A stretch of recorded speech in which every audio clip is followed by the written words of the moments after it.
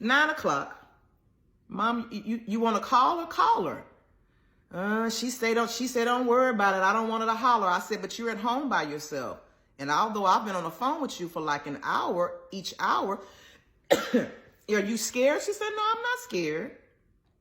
I said, okay, what you want to do? She said, I want to go upstairs and take a bath. Okay, go upstairs. I'm going to call you back in 10 minutes. She gets upstairs. She gets her shower because she can do stuff, but you still can't leave her by herself.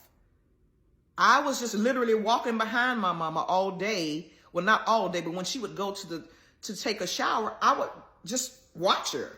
Just be there if she falls, if she gets weak. Because you know how, for those of you that have done caretaking, or you just know you don't do, my mama's 81. Anyway, finally get mom in the bed, kind of clowning with her. You know, we still doing what we do. She still haven't called you? Because it's 10 now. No. There's a camera that sits on a shelf in my mom's room. I said to her, look in the camera and tell her you have been trying to call her all day. Call you back. She said, okay. Mom puts the phone down and she says that to my sister in the camera. I wait a few minutes. I said, she ain't called yet? She said, no.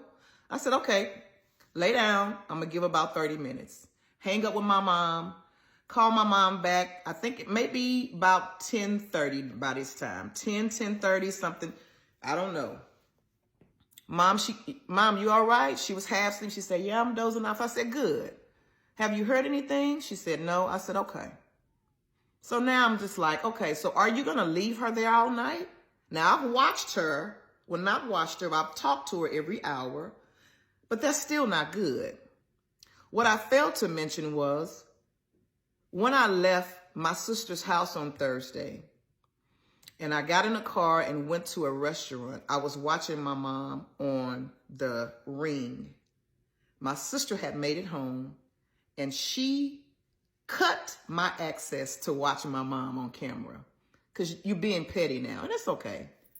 So I waited Saturday to see what time my mom was going to get up, because as I stated before, my mom was asleep till 5, 6 o'clock in the evening.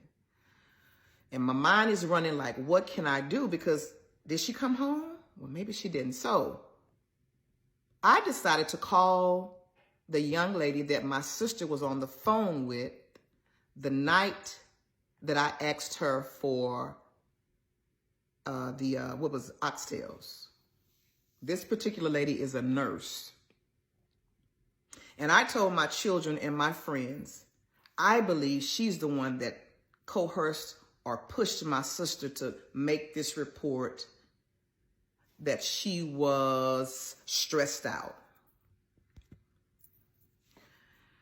This young lady, I know her from, I know of her. I've been around her. My sister and I one time went on a family casino trip with her. She's an older woman. I don't have any issues with her. I thought she was a very nice lady. But I called her Saturday morning. I said, hello, miss. I just wanted to know, do you know where my sister was? Do you know if my sister made it home last night?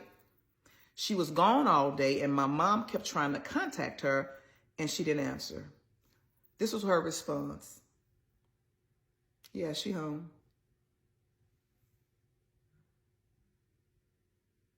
My daughter is looking at me like,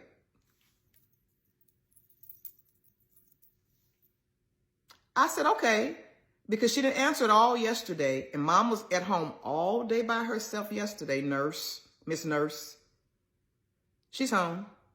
Okay, I hang up.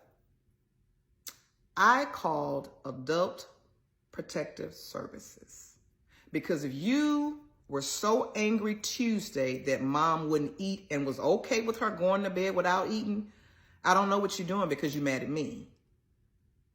My mom is coming with me the end of the month, and I will take her today if my sister releases the money. I know people are going to say, if you concerned, no, I don't really care, but I will answer that.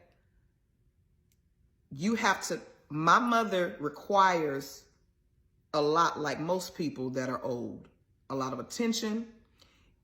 And again, although my daughter has a 3-bedroom home, my mother doesn't sleep on certain things. The mattress is funny. So I would have to do some stuff financially to make sure my mom is comfortable.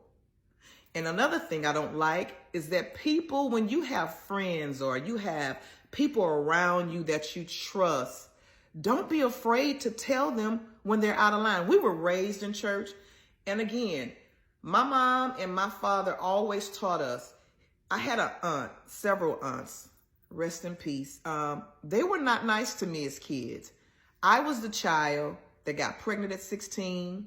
And so even your family is already looking at you like you got a disease, and their damn children doing the same thing. They just didn't get caught. But however, I didn't feel the love with my aunts.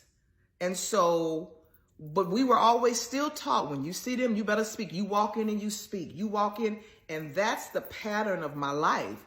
I'm very triggered by Braxton family values or Braxton values right now because Miss Evelyn is doing what my mom did. And I can't blame my mom now because my mom can't do anything, but I can get help. And I've been in therapy because, again, there are some things that once you go through life, you figure out, like, why they made me do that? And so I'm spending my time now while I'm checking up on my mom, like, my mom, you know, you in church, you in ministry, don't treat them, I know she put you and your kids out on the street, but you still gotta love her. So I've done that. No more. So I'm going to be talking on here and encouraging people that you don't have to be in a toxic situation, even if it's blood tied to that. I get more love from people that, as far as my sister is concerned. I have so many friends that are like my sisters. Love me deep. They don't judge me. I have a felony. I have a felony for food stamp fraud. They call it documentation fraud. So from 1994 to 2004, I was on probation. And if you know anything about felonies, if you have a felony, it prevents you from getting a better job than what. So I've always been at the bottom of the pay scale when it comes to pay. That has been something my sister has always thrown up in my face. Like, she would tell people, you know, why you quit the job? You know it's hard to find you one. I ain't never asked you to pay no bill. So why you? So instead of responding like her, I just don't respond. But I've heard it. I told her in the conversation, in the hollering that she was doing the other day when she called herself listening in on me and my mom. She has 3 friends that have called me this year to tell me, watch your sister. We've been in places and she have talked about you and your children like I just don't believe it. 3 of her friends. I didn't even have these people numbers. I'm thinking they are calls from realtors. I'm sorry, not realtors. You know how you get the spam calls, and I just answer the phone. And it's like, what? She said, what? So I went to my mom's house knowing that you had dogged me out. But my assignment is my mother. I blocked it all out because I'm trying to take care of my mom. I know if you put my mom out, you're going to send her to a nursing home. Not on my watch, as in y'all would say. I'm the power of attorney, and I'm about to start regulating some things that I have failed to do for the last, 10 years. Y'all stay tuned.